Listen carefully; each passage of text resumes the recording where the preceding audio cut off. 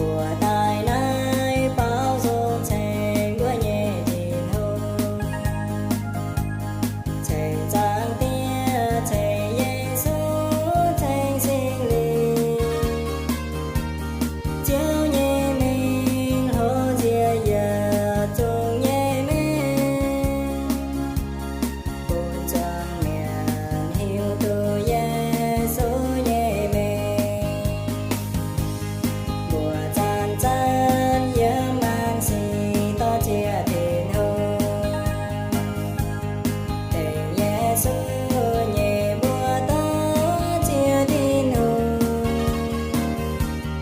với tình hôn chan chan thời yên buồn buồn mùa tình tài oi cho ta chia tình hôn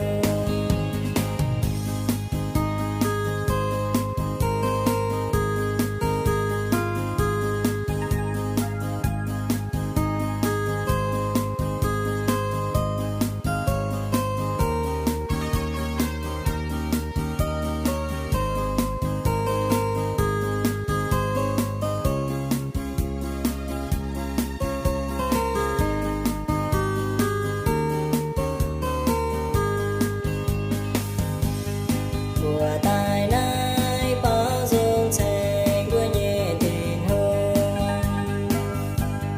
thành giang tia thành Giêsu thành sinh linh